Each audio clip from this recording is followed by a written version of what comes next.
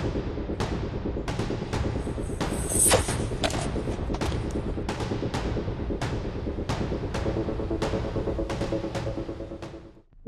Middle east की तमाम बड़ी खबरों के साथ एक बार फिर से मैं आप सभी के सामने हाजिर हूं। आज के इस वीडियो में कुछ बहुत इंपॉर्टेंट खबरें बताने वाला हूं गजा से जुड़ी हुई। गजा में हमास ने और बाकी तमाम रेजिस्टेंस फोर्सेस ने बीते कुछ घंटों में किस तरीके से इजराइल को नुकसान पहुंचाया है, इजराइल के हत्यारे सैनिकों को किस तरीके से मार गिराया है, वो खबरें मैं आपको दिखाने जा रहा हूं। आपको ईरान से जुड़ी एक बहुत महत्वपूर्ण खबर बताऊंगा जिसमें सीधे तौर पर अब इसको लेकर के दावा किया जा रहा है कि डोनाल्ड ट्रंप ईरान पर फिर से हमला कर सकते हैं। क्या कुछ डोनाल्ड ट्रंप ने क्या कहा है, अब्बास अरागची के बयान को लेकर के डोनाल्ड ट्रंप का क्या पलटवार आया है वो बताऊंगा।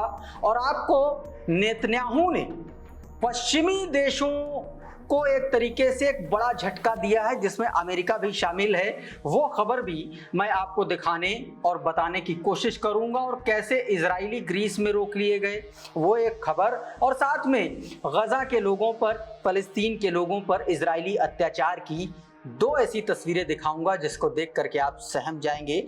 और इजरायली सैनिकों का ऐसा क्रूर चेहरा मैं आपको दिखलाऊंगा, ऐसी क्रूर मानसिक स्थिति में दिखलाऊंगा जिसके बाद से आपको यकीन हो जाएगा कि दरअसल ये लोग गजा में ट्रेंड करके भेजे गए हैं कि बच्चों तक को छोड़ना नहीं है किसी भी कीमत पर।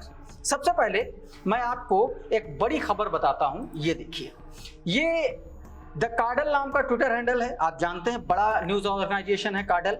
उसने दावा किया, उसकी खबर है कि हमास के कसम ब्रिगेड ने सीधे तौर पर एक बड़े टैंक को निशाना बनाया है।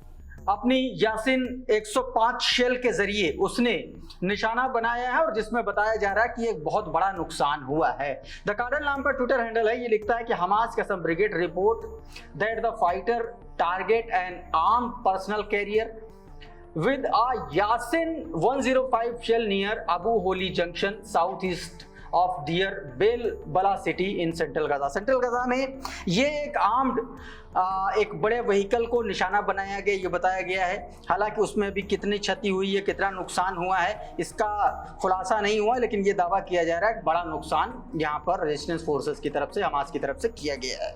उधर दोस्तों ये तस्वीरें देखिए जरा, ये आईडीएफ के वो जवान, मैं इनका चेहरा ब्लर करवा रहा हूं क्योंकि ये लोग यहाँ पर सिगरेट स्मोक करते हुए नजर आ रहे हैं, तो ये तस्वीर हम थोड़ी थोड़ी ब्लर जरूर करेंगे। लेकिन ये जो तीनों हैं, ये जो तीनों लड़ाके हैं, या यूं कहें कि जो आईडीएफ के जो जवान हैं, ये मार गिराए गए थे जिसे सीधे तौर पर इसमें दावा किया गया कि ये तीनों जो हैं ये बीती रात मारे गए हैं, जिसमें सीधे तौर पर टनल के दौरान क्लियरिंग ऑपरेशन चल रहा था रफा में, और वहाँ पर ये बड़ा नुकसान हुआ है, एक तरीके से बड़ा धमाका बताया जा रहा हुआ है, और उसमें ये जो लड़ाके हैं ये वो उसमें मारे गए हैं, ऐसा दावा किया जा रहा है दोस्तों सीधे तौर पर। हालांकि इसके सोर्सेज से अभी बहुत पुख्ता जानकारी नहीं आ रही कि क्या हुआ, लेकिन ये है कि रफा में सुरंगों की सफाई के दौरान स्पेशल ऑपरेशंस के ये तीनों अधिकारी थे जिसमें मारे गए हैं, ऐसा बताया जा रहा है। इसकी तरफ से अभी तक इजराइल की तरफ से कोई आधिकारिक बयान नहीं आया है, उम्मीद की जानी चाहिए जल्दी ही इस पर कोई आधिकारिक बयान आएगा। उधर ये एक सैनिक मार गिराया गया दोस्तों, ये देखिए, इसका नाम अमित कोहेन है। ये बीते दिन जो है रेजिस्टेंस फोर्सेस के हमले में इसने अपनी जान गंवाई है। सीधे तौर पर अमित कोहेन इसका नाम है और गोलानी ब्रिगेड का ये सैनिक था, सदस्य था, और दक्षिणी गजा में इसकी मौत हुई है। Anti tank missile resistance forces की तरफ से दागी गई थी जिसमें इस सैनिक की, इजरायली सैनिक की मौत हुई है। उधर एक और मौत हुई है, देखिए ये एक तस्वीर और है। इसमें सीधे तौर पर करंट रिपोर्ट ने बताया कि Israeli army announce the death of the soldier killed in Gaza strip. Gaza में एक और सोल्जर की डेथ हुई है, ये उसकी तस्वीर है, आप सीधे तौर पर देख सकते हैं। वहीं यमन ने एक बार फिर से इजराइल पर बड़ा हमला किया। दोस्तों मैं आपको बताऊं कि बीते दिन पहले इजराइल ने यमन के मिसाइल हमलों का जवाब दिया और यमन पर एक के बाद एक कई एयर स्ट्राइक की, और उसमें बताया जा रहा है कि यमन को बड़ा नुकसान हुआ है। और उसके जवाब में यमन की तरफ से फिर से हमला किया गया इजराइल के बेन गुरियन एयरपोर्ट पर। बेन गुरियन एयरपोर्ट पर यमन की तरफ से पैलेस्टीन 2 मिसाइल के जरिए हमला किया गया और यह दावा किया गया कि इस हमले में बेन गुरियन एयरपोर्ट पर जो एक्टिविटीज थी वो बाधित हुई और लाखों लाख जो लोग हैं, जायनिस्ट जो हैं, वो उनको शेल्टर्स में जाना पड़ा। सीधे तौर पर द कार्डल ट्विटर हैंडल है, उसने ये उसके जरिए ये खबर सामने आई है जिसमें बताया गया कि Yemeni force announce that the target Ben Gurion airport which Palestine 2 missile disrupting airport activities and sending millions of Zionist in shelter. सीधे तौर पर यह दावा किया गया। उधर दोस्तों फलस्तीन में आपको पता है कि इजराइल ने लगातार वहां पर राशन की आपूर्ति बंद कर दी है, लोगों को भूखों मरने के लिए मजबूर होना पड़ रहा है। और यहां तक कि जो कोस्टल एरिया था वहां पर जो लोग फिशिंग करने जाते थे उस पर भी रोक लगा दी है। लेकिन गजा के लोग, फलस्तीन के लोग मानने वाले नहीं हैं और वो वहां पर पहुंचे और जैसे ही पहुंचे वहां पर इजरायली फोर्सेस ने, आर्म फोर्सेस ने उनको जो है अगवा कर लिया, बंधक बना लिया। कार्डल ने ये वीडियो जो आप देख रहे हैं उन्हीं उसने जारी किया है, जिसमें सीधे तौर पर देखा जा सकता है कि तमाम सारे लोग हैं जो कोस्टल एरियाज के आसपास थे और वहां पर फिशिंग करने पहुंचे थे और अचानक से इन लोगों को एक तरीके से बंधक बना लिया गया इजरायली फोर्सेस के द्वारा। कार्डल लिखता है कि Israeli navy forces abducted several Gaza fishermen this morning after they defied Tel Aviv's ban on fishing across the basic coastal strip। सीधे तौर पर बताया गया कि पूरे कोस्टल एरियाज में बैन कर दिया गया है तेल अवीव की तरफ से और उसके बावजूद जब ये पहुंचे तो वहां पर इनको जो है हिरासत में ले लिया गया, बंधक बना लिया। उधर दोस्तों ये एक तस्वीर देखिए जरा, किस तरीके से एक स्नाइपर ने एक फलस्तीनी को निशाना बनाया। देखिए जरा, ये समंदर के किनारे बैठा हुआ और अचानक से पीछे से स्नाइपर निशाना बना करके उसके पीठ में गोली मारता है। ये देखिए, ये देखिए, बैठा हुआ आराम से चुपचाप बैठा हुआ, अचानक से पीछे से गोली आती है और 1 सेकंड में आप समझिए कि पूरा का पूरा जो है काम जो है इसका तमाम हो जाता है। एक ही गोली लगने के बाद देखिए वहीं पर गिर जाता है, वहीं पर उसकी जान चलिए। देखिए तो आप समझिए कि किस तरीके से चुन चुन करके निशाना बनाया जा रहा है। आप सोचिए कि आप बैठे और पीछे से आपको कोई गोली मार के चला जाए। ये कौन सा रेजिस्टेंस फोर्सेस का था, लेकिन नहीं, सीधे गोली मारने के आदेश हैं तो उसमें कुछ नहीं है, सीधा चाहे बच्चे हों, महिलाएं हों, आम नागरिक हों, सबको उड़ाते जा रहा है। इस लेवल का सोचिए जो तरीके से दोस्तों वहां पर लोगों का कत्लेआम हो रहा है।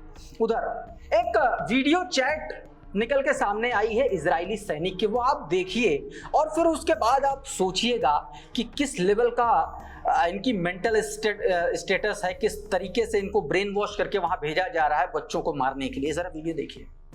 We are looking for babies, but there is no babies left. What babies? Say that again. Say it again. No, maybe I killed a girl. She was 12, but I'm looking for a baby. तो देखा दोस्तों, इसमें सीधे तौर पर ये जवान ये कह रहा है कि वो उसने अभी हाल फिलहाल में ही एक 12 साल की बच्ची को मारा है और वो ये भी कह रहा है कि we are looking for babies. वो बच्चों, मतलब आप सोचिए वो सीधे तौर पर आप देखिए कि बच्चों को किस तरीके से, किस नज़र से देख रहा है और किस तरीके से मार रहे हैं इजरायली, ये आप सीधे तौर पर इस वीडियो में समझ सकते हैं। उधर दोस्तों ग्रीस के साइरोस पोर्ट पर एक बड़ा मामला सामने आया।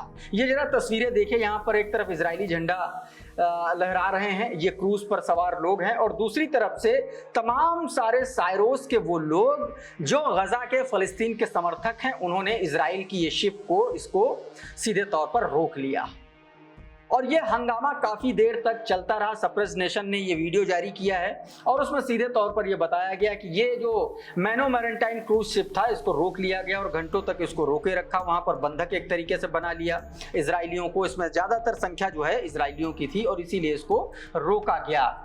उधर दोस्तों डोनाल्ड ट्रंप ने एक बार फिर से धमका दिया है ईरान को। बीते दिन आपको पता है कि किस तरीके से अब्बास अरागची ने फॉक्स न्यूज को एक इंटरव्यू दिया था। उस इंटरव्यू की तस्वीरें पहले आप देखिए, ये देखिए किस तरीके से यहाँ पर अब्बास अरागची ने इस इंटरव्यू के दौरान सीधे तौर पर कहा था कि उनकी जो न्यूक्लियर फैसिलिटीज हैं उनको नुकसान पहुंचा है, तगड़ा नुकसान पहुंचा है। बावजूद इसके ईरान जो है अब न्यूक्लियर इनरिचमेंट, यूरेनियम इनरिचमेंट नहीं रोकेगा, न्यूक्लियर प्रोग्राम नहीं रोकेगा, क्योंकि ये उसकी देश के गौरव से जुड़ा हुआ मामला है, उसके वैज्ञानिकों की मेहनत से जुड़ा हुआ मामला है सीधे तौर पर। अब अब्बास अरागची के इसी बयान के आधार पर डोनाल्ड ट्रंप ने एक ट्वीट किया। ट्रुथ पर उन्होंने ट्वीट करते हुए अब्बास अरागची के उस बयान को कोट किया जिसमें अब्बास अरागची ने कहा था कि न्यूक्लियर साइट को बड़ा नुकसान हुआ है। उसको कोट करते हुए डोनाल्ड ट्रंप ने अपने ट्वीट में लिखा कि वो अगर जरूरी हुआ तो फिर से ईरान पर हमला करेंगे। और इतना ही नहीं दोस्तों, उन्होंने सीधे तौर पर CNN के उस रिपोर्ट को भी निशाना बनाया, CNN पर भी निशाना साधा डोनाल्ड ट्रंप ने, जिस रिपोर्ट में ये कहा गया था कि दरअसल बंकर बस्टर जो स्टील्थ बॉम्ब्स थे उनके जरिए कोई बहुत ज़्यादा नुकसान न्यूक्लियर साइट्स को नहीं हुआ है। अब अब्बास अरागची का ये बयान कि बड़ा नुकसान हुआ है, उस पर डोनाल्ड ट्रंप का पलटवार और CNN को भी एक तरीके से डोनाल्ड ट्रंप ने लपेटे में लिया। ऐसे में यह माना जाना चाहिए कि अगर अब्बास अरागची और ईरान ये बात करता है कि यूरेनियम का एनरिचमेंट दोबारा शुरू होगा, तो ये और सीधे तौर पर जो धमकी दी ट्रंप द्वारा कि फिर से हमला हो सकता है, यानी कि मामला बहुत ज्यादा ठीक नहीं है और आने वाले कुछ दिनों में हो सकता है एक बार फिर से ईरान और वेस्ट के बीच में एक बड़ी लड़ाई देखने को मिले। उधर चाइना ने सीधे तौर पर वेस्ट को धमका दिया है गजा को लेकर के। दोस्तों, चाइनीज प्रेसिडेंट ने सीधे तौर पर वेस्ट को धमकाते हुए, गजा में जो जेनोसाइड चल रहा है उसको धमकाते हुए, इजराइल को धमकाते हुए सीधे तौर पर कह दिया है, if the international community continues to ignore what happening in Gaza, अगर अंतरराष्ट्रीय समुदाय गजा में हो रहे जेनोसाइड को इसी तरीके से इग्नोर करता रहा तो China will find itself compelled to act in ways the West does not expect. सीधे तौर पर यह कहा गया तो चाइना ऐसे कड़े कदम उठाएगा जिसकी कल्पना भी पश्चिम ने नहीं कर रखी होगी। सीधे तौर पर अमेरिका को और इजराइल को चाइना ने एक बार फिर से धमका दिया है। दोस्तों, इस वीडियो में फिलहाल इतना ही। बहुत बहुत शुक्रिया, बहुत बहुत धन्यवाद, नमस्कार।